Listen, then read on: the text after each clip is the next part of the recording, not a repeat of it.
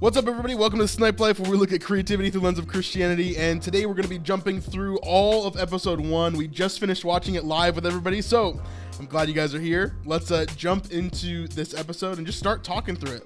In the chat below, in the comments below, if you're watching this afterwards, definitely let us know, what your thoughts were about the episode.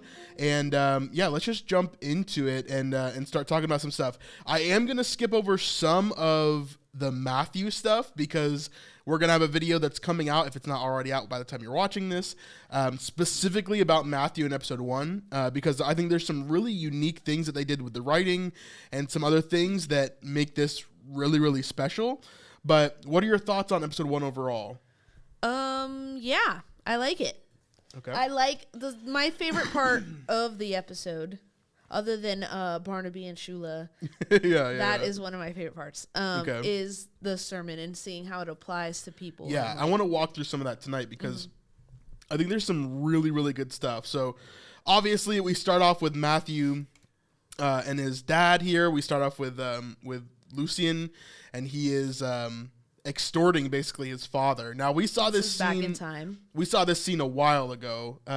It's basically one of the very first scenes that they filmed. This is like the first day of filming, but we also saw this scene released a long time ago by Dallas, even before it was in theaters and all of that. And so we see as Matthew is in his element here as he's first become a tax collector and he's extorting his father, trying to get his father to pay his taxes. But obviously it's a very detrimental moment for them because this is when the divorce happens of the family, right? And so this harms not only Matthew, but his parents. And in episode 2, we're going to see a lot more about that. His heartbreak. Yeah, episode 2, we're going to see a lot more about that, and we're going to talk a lot more about it in episode 2 as well, once that comes out next week. So we'll be here next week as well, doing the exact same thing. If you guys want to join us for a discussion next week, then just come back to our channel. And if you don't know who we are, I'm Brandon. This is Vanessa, my wife, and we dive deep into the Chosen, into Scripture, into Christian just topics in general. And so if you want to jump into that more and more with us, then you can see that. This is the match cut that I was talking about right here. So we see Matthew here back in time, and then there's a match cut to him in the present right there.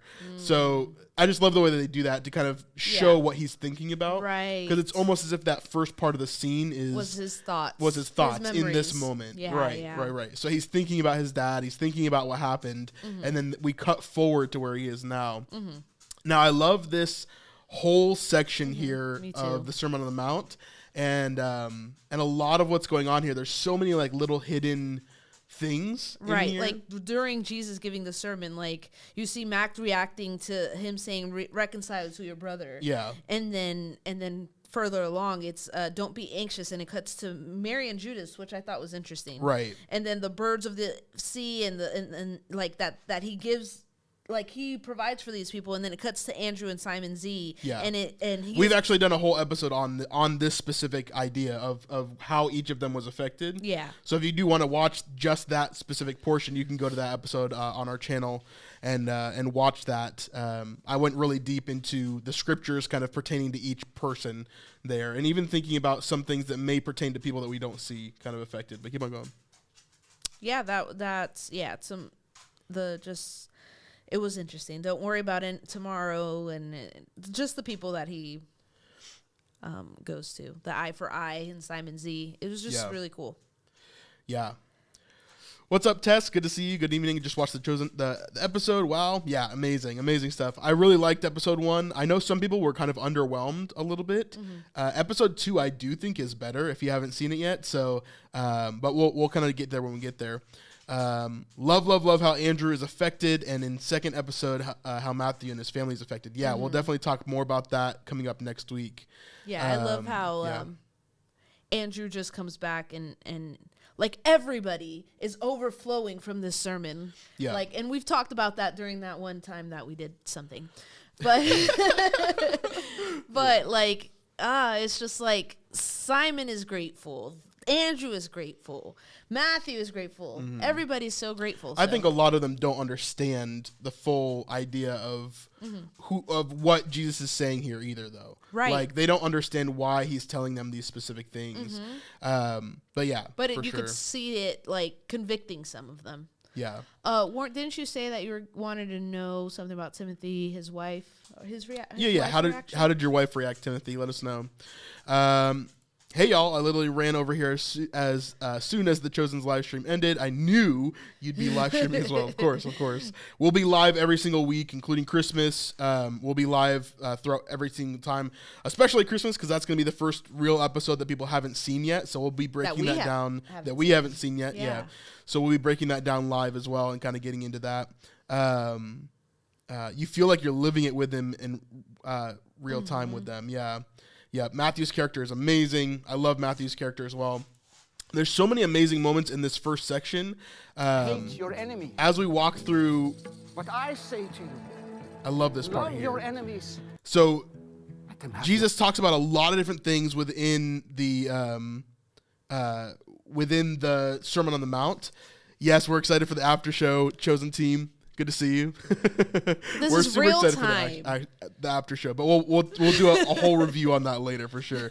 I'm really excited to hear Ryan and Tyler specifically. Yeah, I always love listening and to hearing them. just the actors and how they view their roles. Yeah, for sure. But in the Sermon on the Mount, there's a lot of really key moments. So like here, he's talking about how you should love your enemies. Like you've heard it said, love your neighbor and hate your enemy. But I'm telling you, like he's switching these things around, right? Mm-hmm. Which we've seen a lot in the Beatitudes, in everything, right? Like everything is this upside down kingdom, right? Mm-hmm. But there's a couple of really interesting moments in the sermon that I really, really love. And one of the key moments one of the passages that I always think about when I think about the Sermon on the Mount is actually where he's talking about turning the other cheek. And so we get this moment. And you see we see Simon the Zealot. So Simon the Zealot is the one that's focused on whenever Jesus is talking about turn the other cheek, Simon Z. Yeah. Yeah, and so there's this moment here where Jesus says, like if someone slaps you on the cheek, essentially, then turn your cheek and give them the other one, right? Mm-hmm. What does this mean? Because I think a lot of people have struggles understanding this, and they don't get the full context. Now, within this context of Scripture, what it says is if someone slaps you on the right cheek. On the left cheek, sorry. If someone slaps you on the left cheek, then give them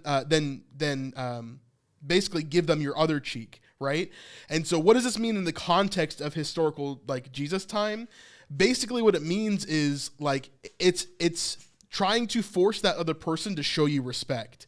So if someone slaps you on the left cheek, it means that they've backhanded you, right? Or, sorry, right cheek. I have it mixed up because I'm thinking of my right and then your right. And I thought it was right cheek. It is right cheek. In the scripture itself, it says if someone slaps you on the right cheek, then turn the other cheek and give them the other one, right? Mm-hmm. So if they slap you on the right cheek, if I'm facing Vanessa, right, and she slaps me, if she's going to hit me on the right cheek, she's going to be backhanding me with her right hand, right? But turning the other cheek, it's saying to the person, no, I understand that you just backhanded me and that's a sign of disrespect, but I'm going to give you the other cheek to slap so that you can slap me the right way, right? Not like that.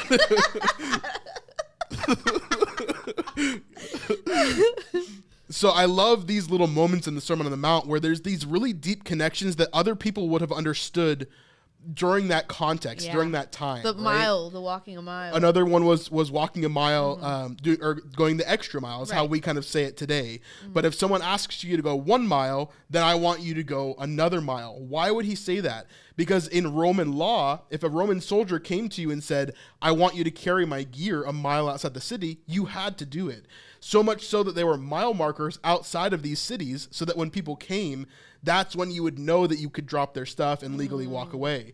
But what Jesus is saying is, don't just take it that 1 mile. Yeah. Take it an extra mile. Yeah. Take it 2 miles. Mm-hmm. Take it more than that even, right? I think is the implication. Like, love on them as much as you can. Show them that even in this moment when they're treating you like a slave, even in this moment when they're treating you as less than, show them that you are worthy of being more than that, right? Right, absolutely. That God values you more, really.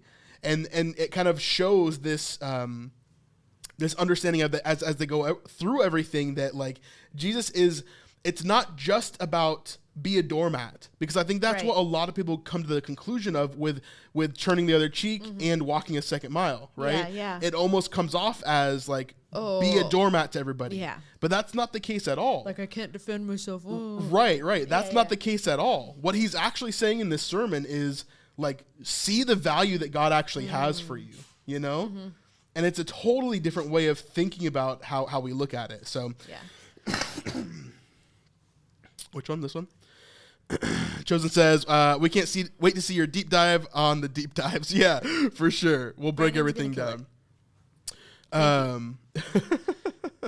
My wife was amazed. She was confused about Jairus, which we discussed afterwards. But as is her general complaint, she wanted more. Yeah. Yep. Nice. Yeah. I love Jairus. We'll talk about him in a second as well. There's a lot of stuff for sure. The one who talks with Simon on the roof in number 2. We'll talk about that next week. It'll be interesting to see how Judas's character proceeds in the coming episode, since it's a long time till the betrayal. Yes, I think Judas, like I've said from the very beginning, is going to be one of the most important characters in the Chosen period, right? Yeah. Because the way that they portray him, the way that they dive into who he is going to have such implications for the future of this show, right? How they show him not only in the betrayal and later on, but also now, right? How they're kind of revealing to us little by little that he has this money issue. His sister said it's always about money for you, right? Yeah. And how he's dealing with, even with the businessman, right? He was like really depressed and complaining in season 2, and then the businessman gives him money, and then he's like, fine, you know? Like there's little things like that we're starting to see in his character that give us more insight into who he is. And it shows us that he's not just, this bad guy that's like, he wants to kill Jesus from the beginning. No, he thinks that Jesus is amazing and that he's great and that there's no way that he could die, right? And again, we've done a whole entire episode on this. So if you guys want to check that out on our channel, you can definitely check out that Judas episode. I think there's some really, really good stuff in there for sure. I love this scene where Yusuf is just intrigued and listening to everybody reactions, the people's reactions. Yeah. Andrew is being brave. Glad to see that. Yeah, there's some interesting things with Andrew in here for sure. Very, very cool stuff. Hey, Snipe Family. What's up, Donna? Hey, Donna. Good to see you. Atticus is having a blast post-sermon. Wait till episode 2. Yeah. We'll see a little bit more of Atticus for sure.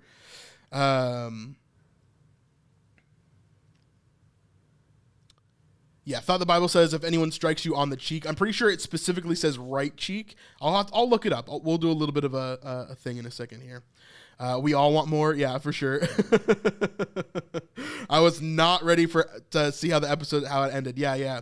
Me too. I was the same way. I think the Matthew storyline for me is one of the most impactful storylines from episode 1 and 2.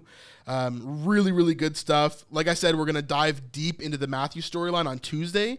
So come back to our channel on Tuesday and we'll have a lot more to talk about that for sure. I must admit, I can't imagine having been under the direct teaching of Jesus and wonder if I would have been impacted or just crushed by this sermon. Yeah, it's so hard to put yourself in that thought process, right? Yeah. Like to understand how they would have actually thought during that time, to see who they actually were, right? A lot of stuff. What's up, Ashley? Good to see you. Hey, Ashley. What's up? Welcome. Bob the businessman. Megan will be happy you said that. Yeah. As someone who was in the February 2021 freezing cold, I could tell which scenes were filmed then and which were filmed in May 2022. Splicing of the two scenes was seamless. Yeah, I think if you're looking really, really closely, you could probably tell. But if you're not, there's no way. I think they did a really good job. Yeah. You can even tell, like, because they released scenes ahead of time before, remember? And we could tell then, like, which scenes were kind of like on different cameras or different white balances. There's a few scenes or where different like things. they're like people are like really snuggled up yeah. and like you could a little bit see their breath and yeah. For sure. Joel, thank you so much, man. I appreciate that. Thank you so much for the compliment as well.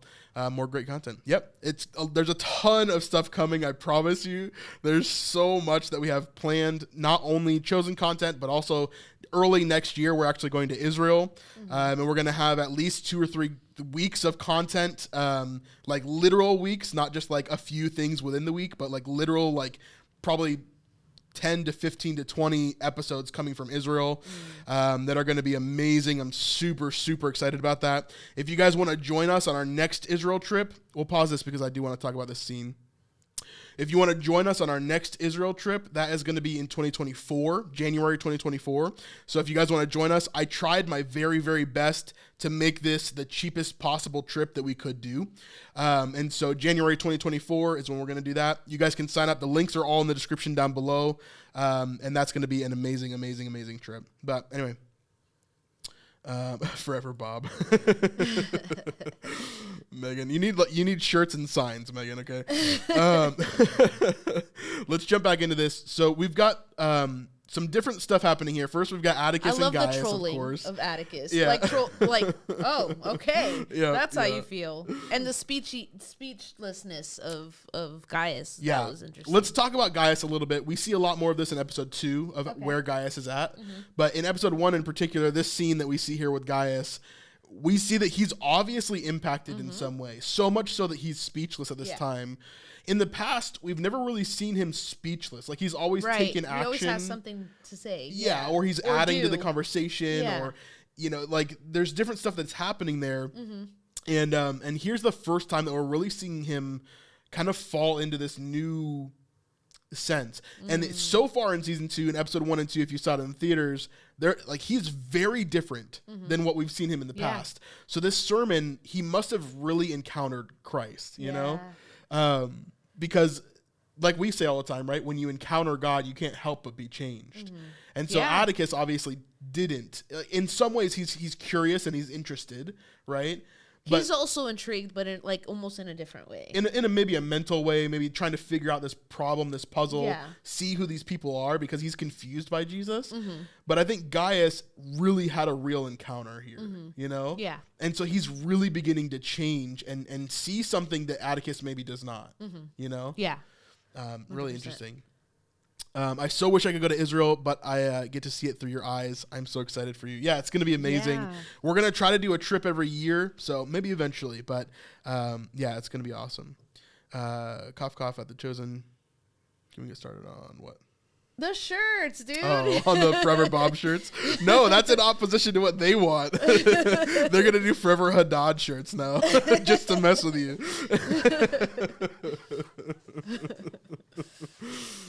Oh, man. Awesome.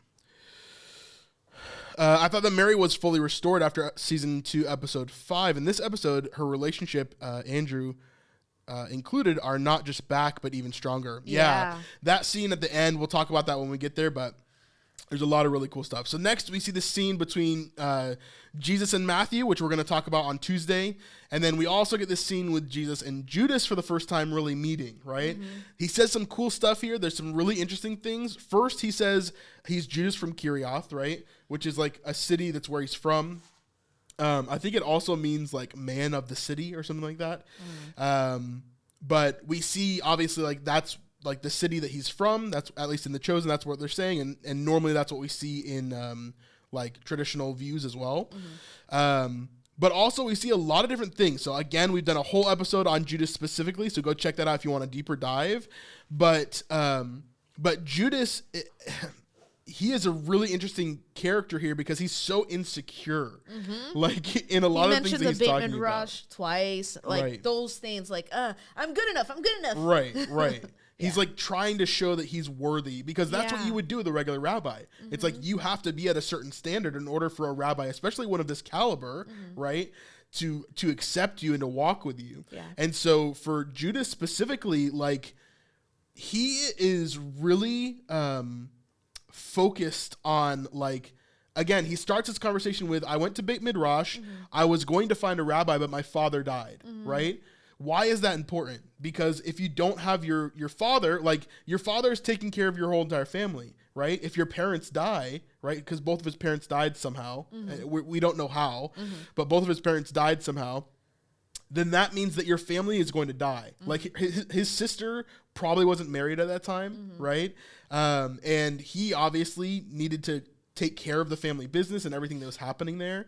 So he needed to make money. He needed to take care of the inheritance. He needed to take care of a bunch of stuff. So that meant that he couldn't pursue a rabbi like he wanted to. Right. And so because of that, he had to go back, do the family business. And then eventually he started doing these other businesses to try to grow his career and do different things, which is why he was with Hadad in the first place. Right. And then now he's seeing this and he's like, oh, well, none of that really matters. Right. And he's starting to change his mind. But he, again, during this conversation is having a very strong interaction with Jesus and being like, hey, like I'm good enough. Like accept me. Like I have the skills to do this. Look, I'm really good at business. I can take care of money. I'll help the can't group fight, but I could do this. Right. And Jesus is like, don't like, no, like that's not what I want, you know? Yeah, I like how he says, like, are you ready to do hard things? Right, yeah. And then it's like, and he says more than he needs to, right? Over-explaining. And then finally says yes, and he said, Jesus says, we will see. Yeah. That was so good. Yeah. Like the foreshadowing there, you know? That was really good. Yeah. And he'll be ready to do hard things. Yeah. It's not the hard things he thinks. And then, like, his name, the meaning of his name, and Jesus says, God will be praised. Yeah. Will you praise God? With your hands, yeah. Yeah. Yeah, it's very, very interesting because Judas is coming from such a good place, but all of his motives and everything are just misguided, right? There's actually a really cool moment in here as well where he, right before this, actually, it's with Matthew, and we'll talk about this on Tuesday's video as well. But Matthew actually brings up a point about Jesus, and he says some of the new stuff that you added, it resembles some of Rabbi Hillel's teachings, right? Yeah. And this is interesting because Rabbi Hillel is someone who people believe that Jesus might have learned from in his tutelage, right? In his schooling. And so Rabbi Hillel, like there's a lot of things that Jesus talks about and says that is very similar to some of the things that Rabbi Hillel kind of spoke throughout traditional, belief and all that. So as we see in Jewish history, it's interesting that they kind of pair those two together because a lot of people would say that a lot of Jesus' teachings is very similar, And so it's cool that they kind of like slip that in there too. I'm sure that not a lot of people noticed that, but it was interesting. This one? Let's help these people out. So there's a few of you asking where the after show is. It's on the Chosen app. So yeah, it's not on YouTube. It's on the Chosen app. So if your app's not updated, I assume that you probably have to update it because they probably updated it tonight after they showed the thing. So you probably have to update your app and then go to the after show. But it's going to be up forever, so you guys can check that out whenever you need to, for sure. We see more and more of Judas here. And as we move on, we see this scene here with the group as he's kind of like commissioning them, getting them ready to go home, praying over them. This is actually interesting because the prayer that he says here is it's actually one of the oldest prayers that we have a physical version of in the world. Like it's the oldest scripture that we have a physical version of. It comes from this like tomb basically that they found a ton of old pottery, and they're actually basically the only scriptures I think that are older than the Dead Sea, and it comes from this like rolled up silver scroll that has this verse on it. May the Lord bless you and keep you, and may his face shine upon you. I think it's from Numbers. Numbers, yeah. And so really, really interesting prayer here for sure. Vanessa doesn't like it too much because she thinks that they wouldn't have like closed their eyes and stuff. So she has a problem with this, but it just feels very 20. It just feels too like how Protestants would pray maybe, and like, which we are. So it's not a I don't think it's a huge issue. I think this is definitely plausible. I don't think it's something that like would happen all the time. Because they prayed like this. Yeah, when they're by themselves, but who knows even today, what happened? Like, we just don't know. We don't have that information. Sure. So it's like it's so hard to say like, no, this did not happen. No, like, I'm not one of them. Sure. I'm just saying like. Yeah. Let's see. I always thought Judas Wait, what? I always thought Judas didn't think first what he did. Give me some more clarity on that. I'm not sure what you mean by that. This is the little after show right here. Yeah, thanks, Megan. You know what? That's what we needed. Thanks, girl. What's up, Sandy? Good to see you. No after show on the updated app. I don't know. This is just the after show then. You guys are here. Welcome. It's not on there yet. They said it would be up shortly. Okay, there you go. Cool. Then we have more time to hang out here, you know? I did struggle with one aspect of this episode. Besides for possible comic relief, what is the meaning of having James look so clueless? You mean during the part with like the brothers? Older James? Yeah, that's only... Yeah. Oh, yeah. What's his name? Not older James, big James. Yeah. Explain more of what you mean by that, Timothy. I think he's talking about how he's like with John and Thomas being like more cliquey and like friendly and have their own handshake all of a sudden, and then it's like he's like clueless about Thomas being there or about his father knowing and blah blah blah. Yeah, no cinnamon for the cake. I definitely see what they're trying to do there. We'll talk about it in a second. So we've got Joanna here. Joanna is really interesting. She actually brings an illegal cloth to them. It's illegal for us today in the U.S. I looked it up. Chatouche? Chatouche. So this comes from an animal that is endangered, and so it's a very fine... What animal? I forget what it's called. Oh. It's a very fine piece of linen, essentially. And so this is like a very beautiful, amazing, expensive thing even back then. Today it would be beautiful and expensive and amazing, but it's actually illegal in the United States to have it because the animal is endangered. Dang. And so it's interesting to see how that would have impacted them, because they definitely would have known. Like Tamar obviously has a knowledge of things that are expensive and well. And so obviously like she sees like, wow, this is real nice. You know, like this is worth a lot of money. I think they all noticed. I don't think the other two did, because she's the only one that points out it's chartreuse. I think, okay, this is what happened. This is my breakdown. Yeah. They all noticed. She's like, what? Like this? And like Rayma says that. And then Mary's like, really? Like, but I think for Tamar, is that her name? Yep. Tamar? It's more like, you're willing to give that much up? Yeah. I think she notices that. The other girls are like, oh, you're just trying to buy Jesus' attention. No, I know, but at first nobody noticed it but her. So like she's holding it here. Let me see if I can go back. So we'll watch it.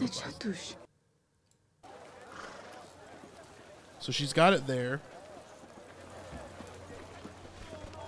Excuse me. You are followers of the teacher, yes? Yes, Shalom. Yes, may I speak with him? He's about to leave. We all are. It's been a very long day. I want to give you this. I don't...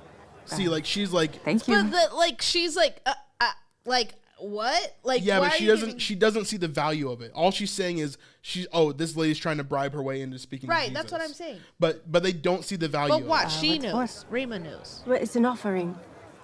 There was no collection taken? He didn't ask for that. This isn't a way to get to speak to him. It's the chatouche. See, like... That should be, but I'm saying it's such a rare and rich thing. It's like me coming to you with a diamond and handing it to you. Like the first thing would not be diamond? Okay, you're ridiculous. I'm acting. The first thing would not be like, oh no, I don't want that. It would, if you recognized what it was, the first thing would be like, oh my gosh, and then it would be, no, we don't want that. You know, I see. So Tamar's reaction is the only one that makes sense if you know what it is. So the other ladies don't fully understand like what is being given here. And so this is like a very expensive piece of fabric. And she's obviously like the one that understands fashion and like textiles and jewelry and stuff the most out of everybody. Because Rayma is well off, but she's not like... No, but she's the thing, like even later... when we'll get there, but like she explains like no, they recognize what it is, but Tamar's the only one that realizes in this moment what it actually is. They know what chatouche is. I think that she understands the implication of her wanting to. You get what I'm saying? Sure. Yeah. Like her, I think she's understanding like the heart of the matter. Yeah. Versus the other girls. Yeah, That's what I think is happening. But yeah, you're right. She's the only one that acknowledges it for what it is. Yeah. continuing on. So we've got this moment with Andrew and Jesus and Joanna. Of course, Joanna is going to be a massive part of season 3, season 4, and beyond. We've already actually seen in a written scene for season 4 that Dallas actually put out. He put out a little script, like a piece of the script for season 4, and it's a conversation between Judas and Jesus. And in that conversation, they actually mention, because Judas is like, I have all these ways to make money, and I'm going to help the group, and blah, blah, blah. And Jesus is like, oh, did Joanna's donation run out? Like, I don't understand. And so in that, even we see that Joanna is still, at least a part of the group in the sense that she is donating to the group. Now, in Scripture, we know that she is actually a follower of Christ. So I wonder if we're going to see that later on, her with Mary Magdalene and Susanna, even who we haven't met yet, I'm laughing at someone's reaction to a diamond. So we continue on. We see this conversation with Jesus and Joanna, and of course, Andrew. Andrew is, he's granted the ability to go to Machaerus. Mm-hmm. Now, this is interesting. I'll pull up a map for you guys. Let me pull it up, and then we'll come back up. This is interesting because to me, this doesn't make any sense, and I talked about this a little bit in my breakdown video of Andrew and stuff. But let me show you a map of Israel, okay? So here's a map of Israel, and you can't see my pointer, but if I put down a dot, you can, right? Maybe. Anyway, I'll hover over it. So here's the map of the Sea of Galilee, okay? This is modern day, but we're going to look at it as if it were during the time of Jesus. So Chorazim up here, right? This place right here is where they are doing the Sermon on the Mount, okay? You see how close that is to Capernaum? So we've got Chorazim up here, and then we've got Capernaum right beneath that, right next to the Sea of Galilee, okay? What? It put a dot. Yeah, up there. So this is Chorazim. That's where the Sermon on the Mount was. Down here is Capernaum. Now, if we zoom out and we go all the way down here, this is Machaerus. Where is it? Machaerus.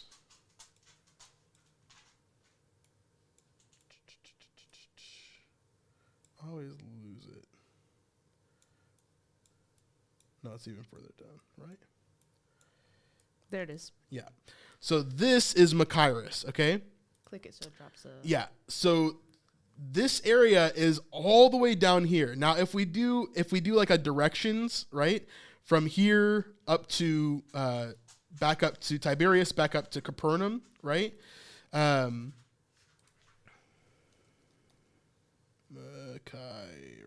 I just spelled that horribly wrong. Machaerus. All right. So if we do this, right? So in a car, it's 3 hours and 6 minutes, right? Walking, it is 43 hours or 39 hours, right?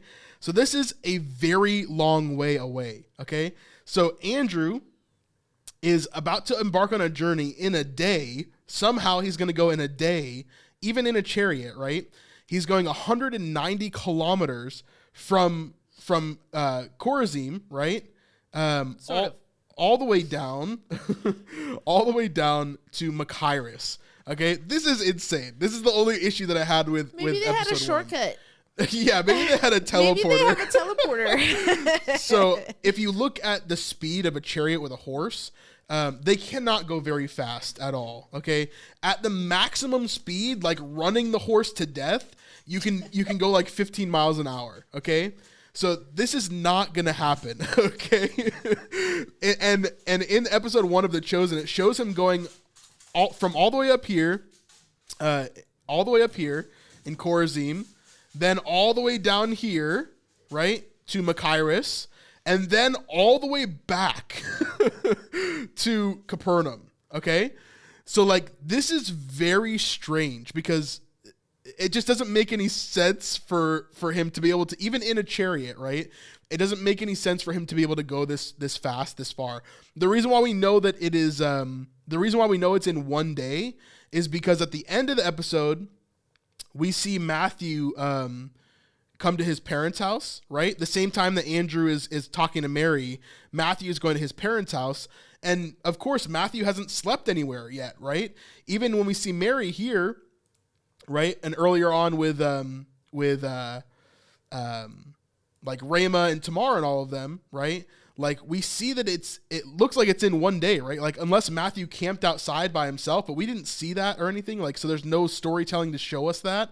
It just looks like in one day, Andrew went from like way up north to way down south and then way back again. So maybe I've missed something and you guys can let me know, but it seems really weird. That was the only like logical issue I had with this episode, was just the distance there seemed a little bit weird.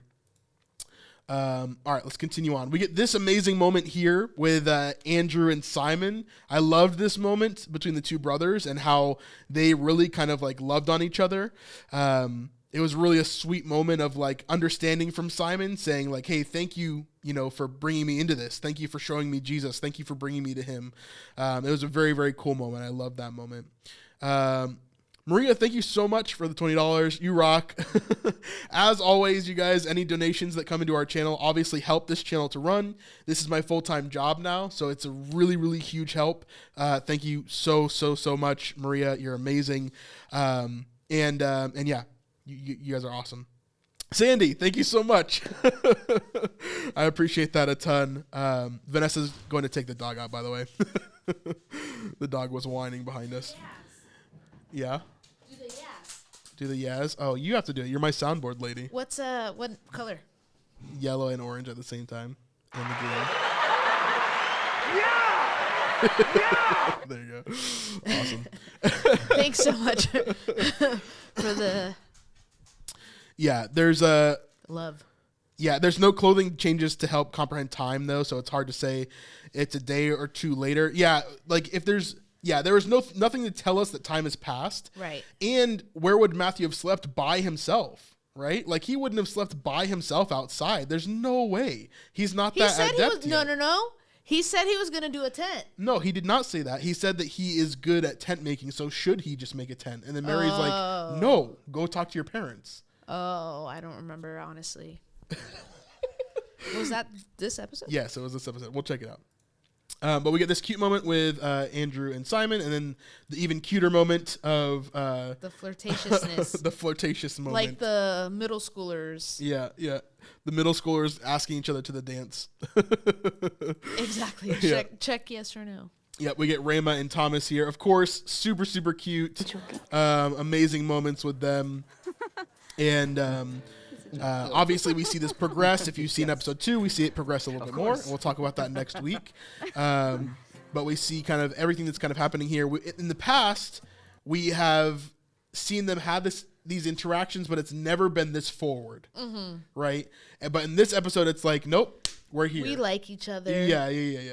We checked yes. Yeah, he's like handing her the note. Yeah. And it's very clear, like, obviously they like each other. Obviously they're being way more forward than they were before. In season 1 and 2, she was being, like, in season 2, when we really saw them, she was being extremely coy, right? And kind of like avoiding him and kind of teasing him and this different stuff up until the season finale, when they saw a little bit more of, the cuteness. The cuteness.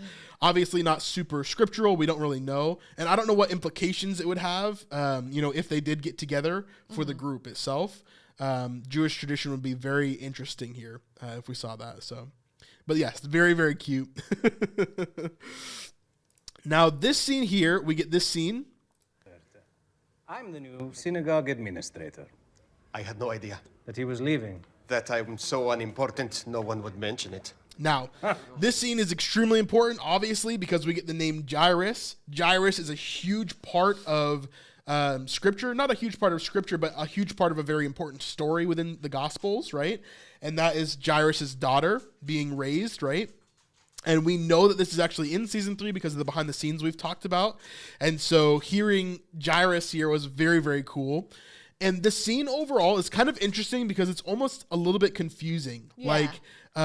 Because the music that they play, the tone that the actors have, it's almost like they're trying to keep you in mystery whether this is a good thing or a bad thing. Right. You know? Right. Like, is this an enemy planning something, or is this an ally kind of going through this new That's situation? exactly what I was feeling the whole entire time. Yeah. It was really interesting to see how that was all planned out. and to talk through that. But Jairus is really important because we know that we're going to get Jairus's daughter as a story. We all know that we're going to get the bleeding woman as a story, right? And so these things are all tied together. So introducing Jairus here is really, really cool. Now in Scripture, we get a specific word in the Greek that basically can mean administrator. It can mean a leader. It can mean like an officer. And so Jairus is a leader or an officer, an administrator of the synagogue, which is what they've decided to do for him here. He's an administrator that kind of helps people get all the supplies that they need, and he's almost like a secretary of the synagogue in a way, which really fits kind of what the Bible talks about. Thank you, Timothy, for the references in Luke chapter 8, 41 through 56, if you guys want to check that out. I was wondering, you said you were going to go back to the Bible about the right cheek. On Matthew 5, it actually says right cheek. Yep. On Luke 6, it doesn't. It says if one hits you on the cheek, offer the other also. And that's the verse that they used for this Sermon on the Mount specifically. But yeah, on the right cheek, I think is where Matthew I'm 5. getting the idea from. Yep. But yeah. So anyways, we get this scene with Yusuf. Yusuf is another person who is going to be very important to the furthering of this story, right? And to hearing more and more about how he is interacting with Jesus and the followers of Jesus. We've seen that he's actually there during the scene with the bleeding woman. So we've seen some of the behind the scenes of like, okay, he's definitely going to be with Jesus or next to Jesus and during certain parts. So it'll be really, really interesting. The reason The Chosen may have done this is the letter that he gets to read. Yes. May change his heart. Yes, because Jairus, we know, is going to have faith in Jesus that he can do these things. Right. And so I think Jairus is going to see, not only is he going to read the letter and be impacted by that, but I think he's actually going to see Jesus do other things before the healing as well. We'll see. I don't know. I think you're quite correct on it. Yeah, we'll see. He said it's not sealed. Yeah, in the later scene, he says it's not sealed. But we continue on. We see Jairus and Yusuf, and then, of course, we get one of my favorite scenes with Nathaniel and Simon and Eden. Now, we've talked about this before. I love that they're adding in sexuality for Simon and Eden because I think it's super important for someone who is in a marriage, right? I think it's important that they understand, like, of course, this is what they're gonna want to do when they come home after a long journey, and like they're in this world where there's no TV or internet, right. You know, like of course this is what he's gonna want to do. And then as Nathaniel comes in and this awkward conversation ensues, I love Eden's acting here, really, really good, really good. And how Lada kind of goes through that. I love her reactions to things. As Nathaniel's like, hey, like I know what's going on, you know, I know you guys want to be alone. I'll just put a pillow over my ears, and she's just like, oh my gosh, get me out of here. Really, really good scene. I love how they added all of that. Really, really cool. Here's the scene that Timothy was talking about with the brothers, and so let's kind of dive into this a little bit. I think this scene is important because I think throughout season 3, we're going to see this separation a little bit from John and Big James. And I think they're going to come back together and be stronger because they're part of the inner circle. Yeah, exactly. But I think in the beginning of the season, at least, we're going to see a little bit of a separation because throughout this whole time, there's two main like people that we've seen like really, really tight. And that is John, Big James, right? And also Thaddeus and Little James, right? And so it's very intentional, I think, that The Chosen has put the people who they're going to be within the 2x2, right? Obviously. But we know from behind the scenes and obviously watching episode 2, Big James and Little James are together, but then John and Thomas are together. And so this is going to be really, really important for the future of their relationships because Big James here, the reason why he's acting the way that he's acting is because he's jealous of Thomas because him and John are brothers. They're supposed to be tight. They're supposed to be the ones that are together. But Thomas is kind of stepping in and taking a little bit of that away from John. I know, like, even in my relationships, like me and my brother would get jealous if a friend came in between our relationship, you know, when we were kids. And so it's definitely the same thing here where John is kind of choosing Thomas over Big James in a way, you know, and kind of leaving him out. We see even more of that again in episode 2. And I think we're going to see even more of that as we go through, especially because they're not on the 2x2 together. The brothers are going to have a little bit of a separation, and we're going to be able to see more of Big James individually, John individually, and Thaddeus and Like Little for James as character well. arcs, Yeah. for character development. Actually. Yes, absolutely. But I think Timothy, that's why he looks a little bit clueless here, because he's a little bit frustrated and jealous, and he's seeing like, oh, Thomas knows my dad, he knows my brother. Like there's a little bit of jealousy. Everybody's in the know and, except for me. yeah, weirdness that's kind of going on with him and Thomas that I think we'll see play out later. But I think they're just planting the seeds for that as we go through. We see Zebedee, he's very proud. We see this scene with the ladies as they're coming into this house, obviously Mary's house. We were having a discussion about this again tonight. I've talked about this before, but I'm not sure like what Mary's house is. Like it seems like we've gotten 3 different rooms throughout time, and maybe that's just different sets that have been built or whatever is happening. But it seems like episode 1, we get one room that she was in, right, where the guy runs away at the very beginning of the whole series, right? And where Nicodemus comes and tries to cast out the demons, right? That's a different room than this room. So I don't know if that room was her room or if it was one of Rivka's rooms or like what was kind of going on there.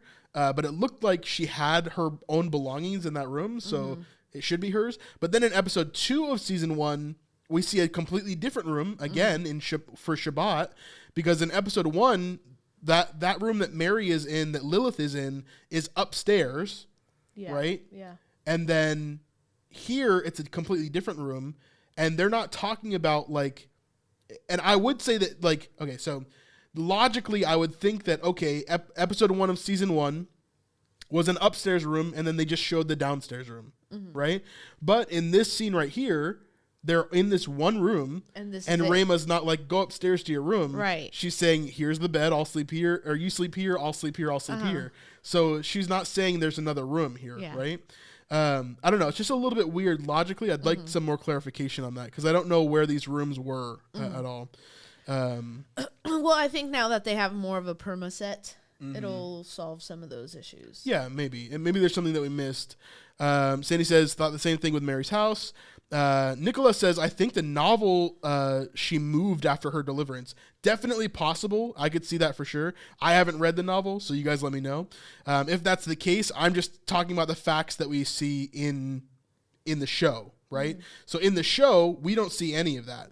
We don't see her move at all. So is this room the same room as Shabbat from season 1? Because it doesn't quite look the same either, right? From what we've seen from that. It looks a little bit similar, but not sure. I think I mentioned this in another stream, but in the novel, it's implied that Rivka was able to help Mary get a new home for herself after the miracle. That makes sense. Yeah, it is strange though. Like, does she just own this room, or does she own the house? Because generally in a Jewish construction, you would have like a downstairs and an upstairs, like different things. I know that The Chosen doesn't adhere to that like a ton, but yeah. Anyway, the room is small. Anyway, but yes, so room is small. They're in here. They're arguing a little bit. This is where we get kind of like a Gossip Girls moment. It's interesting, right? Because they start to bicker a little bit. We get these moments of disagreement. It's kind of like this passive aggressive, like catty sort of like moment. Yeah? Does it remind you at all of girl stuff you've seen? I mean, yeah, people are like venting, right? And they start talking like, oh, I can't believe she did that type of situation. Sure. Like, I can't believe. But I don't think she was, that was her implication. Yeah, but she, like, why would she offer the, like, oh, she was being a rich person. You know what I mean? Yeah. Like, that's when I would have said, stop gossiping. Yeah. But. Yep. Yeah. But they're not going to be here for very long either. I don't think we'll see this room at all, because we're going to see them move into Matthew's house. What? We're going to see them move into Matthew's house. Oh, but besides the cat, I'm talking about the cattiness. Yeah, like, I don't think they'll stay there. Excuse me. Well, Rayma's going to be gone. So Rayma's leaving. We know that from episode 2.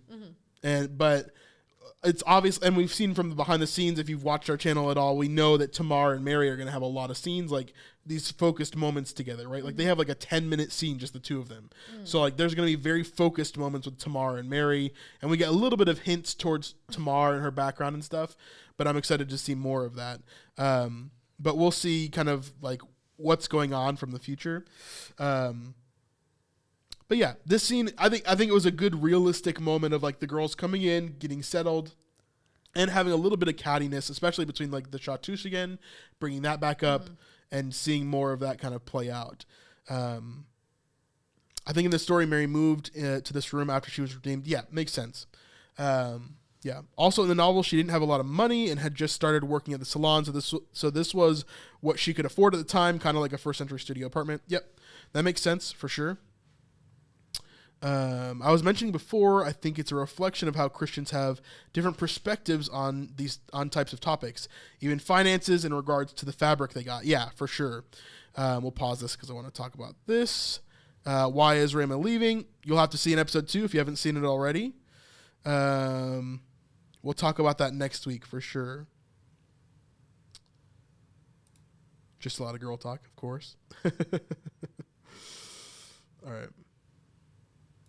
Yep. Continuing on, we have this scene with Matthew and Mary. We're going to talk about this on Tuesday, so I'm going to go ahead and skip through this. Good scene, though. I think it holds a lot of significance.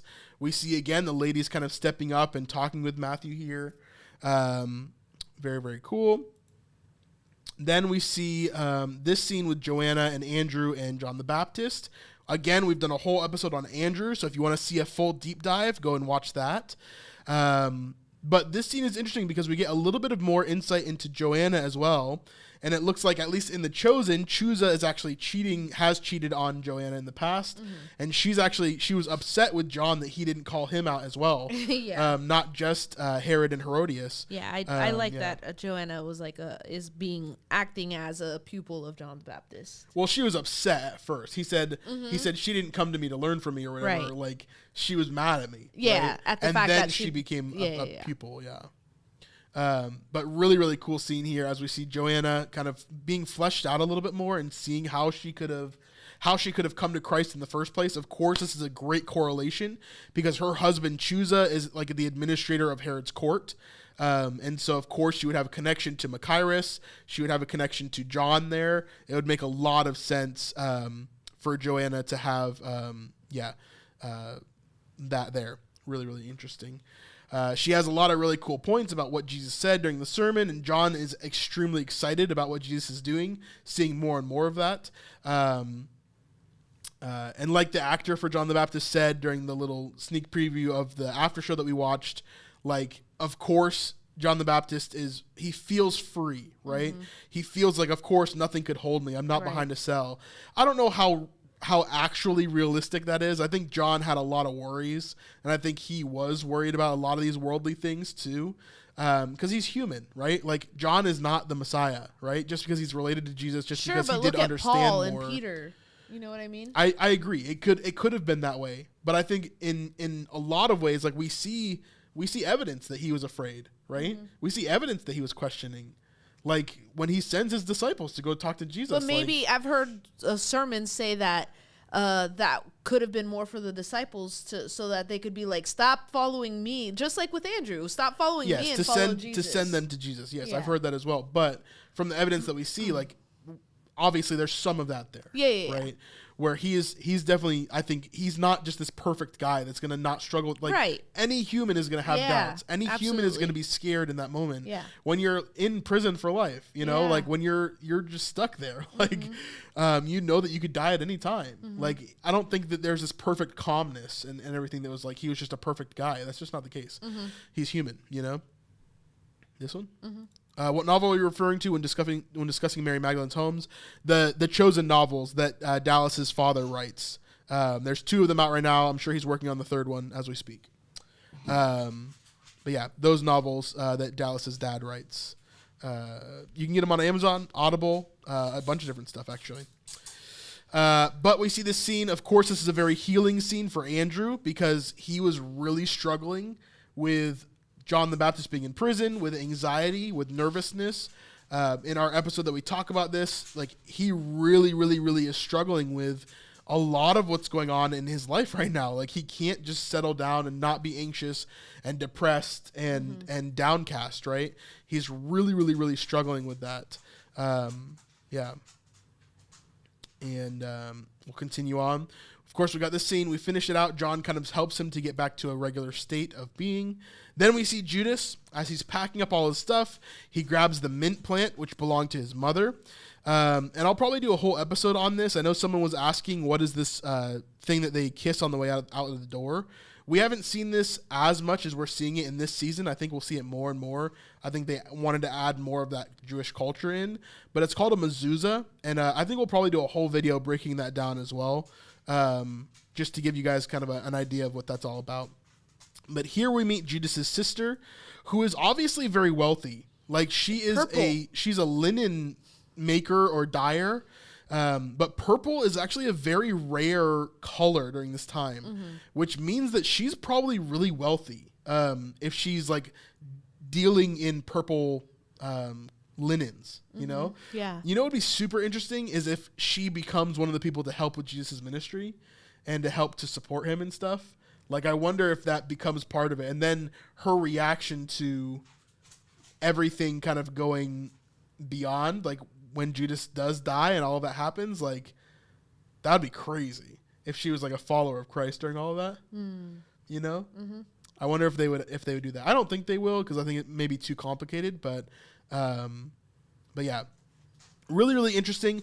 We've done a whole deep dive on this scene in particular. Judas in this scene shows his whole hand for what the Chosen is going to do later on.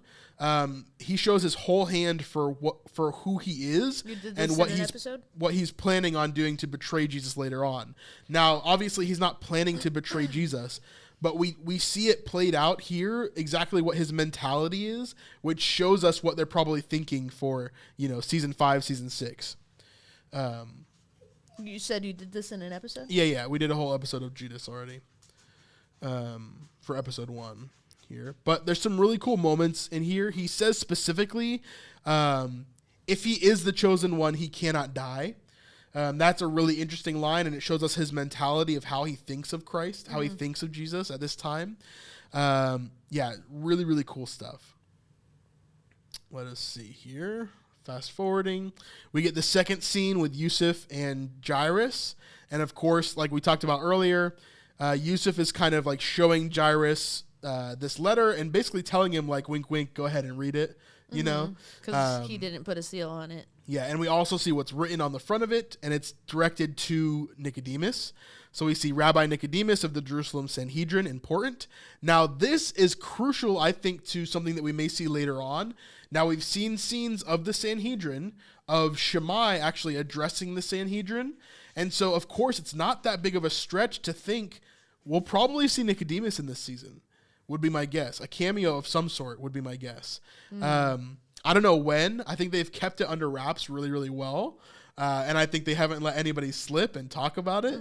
But I definitely think we could see Eric Avari as Nicodemus in this season, because it would make sense to... That would be amazing. It would make sense to bring him back as a cameo. And if we're already in the Sanhedrin in Jerusalem, and if we're already hearing his name here, like, of course, it makes sense that we could see this all work out. Right. So really, really interesting. I'm excited to see Yusuf and Nicodemus maybe have a little bit more of a relationship and see where that goes. Maybe that is why Yusuf is with Jesus as he comes back into Capernaum, because not only is he going to heal Jairus' daughter and all of that stuff, but there's a scene in the trailer where he walks out of a door and meets someone face to face. And in the behind the scenes, I actually had AI enhance one of the things, like one of the camera monitors, and it looks like there's a Pharisee there, but it's nobody that we've seen so far. It's not someone that we can tell. I couldn't tell who it is because I had AI enhance the image. Yeah. But that could be where we see Nicodemus, because they've been showing that scene a lot in a lot of the trailers where he kind of walks out the door and then they go back to Nazareth and he says, I am the law of Moses. So it's like a correlation there, but anyway, my crazy theories aside, I think we could see Nicodemus this season for sure, just to see where he's at. Then we see Matthew going around again, and this is the last scene where we get kind of an intertwining moment of Andrew talking to Mary and then Matthew talking to his father. And so we see Matthew getting ready, and then we see this scene of the apology between Andrew and Mary. This was an amazing scene. I was really happy they put this in. because they could have just forgotten about what happened last Right. season and like kind of passed by it. Because at the end of the season, it was like everybody's happy. There's the Sermon on the Mount, like There's everything is obvious good. Forgiveness, yeah. But there needed to be this moment of forgiveness, Closure. of closure, Yeah. right? Of apology from Andrew, because he really took it out on Mary Magdalene, right? And it's like, no, this really needed to be settled, right? This really needed to be a moment of forgiveness. And I love Mary's reaction here, because she's like, wow, I think this is the first time anybody's said I'm sorry. yeah. Like, My goodness. oof, like that's harsh, you know, like that's rough. That's hard. And he says like, no, that shouldn't be like, you know. Yeah, yeah, and it's really interesting just to see like how that all played out. And he was like, "Man, I'm so sorry that that's the case." Did anybody like, cry during this moment? I'm just curious because I got teary-eyed in several. Yeah, tell several us all the moments that you cried so that Vanessa doesn't feel as weird. Yeah, or alone. I don't think Joseph visiting Nicodemus. No, I do think Joseph visited Nicodemus in Jerusalem. Yeah, we'll see. Also, we find out that Yusuf, he has a family, and they're in Jerusalem as well. So, of course, it would make sense that Yusuf would become part of the Sanhedrin, and he would be revealed to be of Arimathea, and then he would be Yusuf of Arimathea, Joseph of Arimathea. So it would really make sense for that to be the case as well. And we're getting more and more clues that that's the case. Something that Judas thinking he will... Some think that Judas thinking. Some think that Judas thinking that he will make some money, and since he's the Messiah, can't die, he will get out of it, but then doesn't. So I made a whole video on this. I think that Judas is going to be very focused on doing what the Messiah wants him to do, and kind of like walk through that. But at the end, he's going to force Jesus into... he's going to try to force Jesus into doing what he wants, which is to overthrow the Romans. And Jesus isn't going to do that. Like, that's not in the way that they think, right?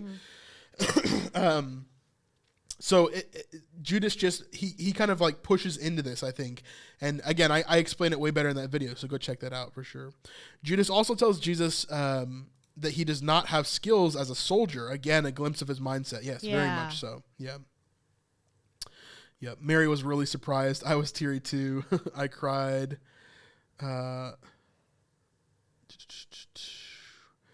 Him saying she doesn't deserve never being apologized to. I did cry too. Yep. Yeah. Yep. I cried every few minutes. Nice. Good. I'm happy that I wasn't alone. I appreciate you guys letting me know. I love the interaction with Andrew and Mary Magdalene. Somehow hit me more tonight than it did in the theater a couple weeks ago. Yeah, I think it is a different interaction when you watch it at home versus the theater and vice versa. There's only been one time I've cried in the show, and we'll talk about that next week as we walk through episode 2, because that was a very awesome moment for me, for sure. Mary often felt that she was unworthy of love or respect, a beaten dog type of identity. We see a depiction often demonstrated by abuse victims, very impactful scene. Yes, yeah, absolutely. Yep, I would agree with that. I don't think Mary M. was expecting an apology, nor held it against Andrew. When Joanna came, she immediately thought of Andrew. Yeah, of course, yeah. Yeah, that's very true. Very, very true. They thought he was a political savior, not the savior of their souls. Yeah. Well, yeah. They definitely had a skewed identity of who the Messiah was going to be and what his role was. I can't get through episode 1 without crying. Yes, you're not alone. Through one episode, not episode Me 1. too. Oh, sorry. Yep. Very cool scene, of course, with Andrew and Mary. And then obviously we get the ending here. Don't put the music on. Oh yeah, we're gonna get copyright claimed. Yep. Moment here with the dog, and this is the only time we see the dog. I wonder if this is the only scene, because in the behind the scenes we never saw the dog again. No, this is the scene where I don't think Dallas really liked working with the dog very much. He seemed like he was not entertained. Yeah. There's some of the behind the scenes moments and things that he said on streams and stuff that you could kind of tell. Ashley says, I totally agree. Andrew and Mary interaction was beautiful. Yeah. For sure. Yeah, very cool. And This obviously, is it. I love Unmute this it. moment. Oh, geez. That's talking It's to fine. It's not a big deal. Yeah, Dallas was not impressed with the dog. Yeah, I love what he says here. He's like, Alpheus. Because he's trying to respect him and approach him where he's at, you know? Mm-hmm. Alpheus.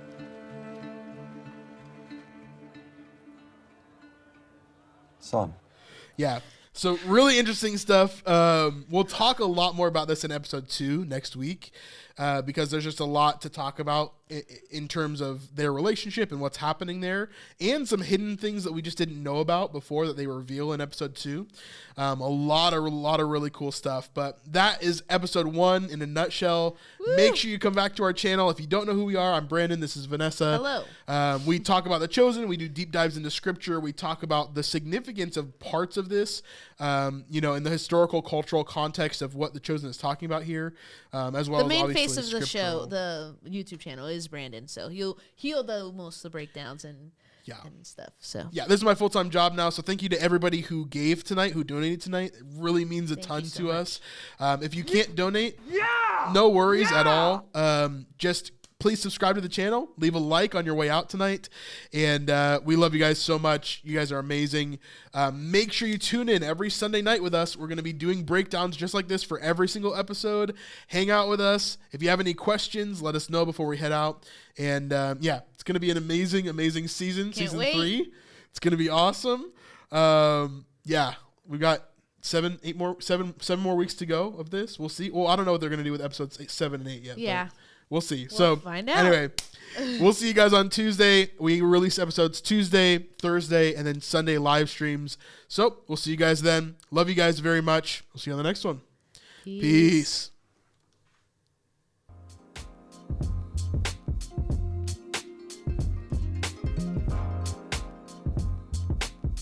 Yeah!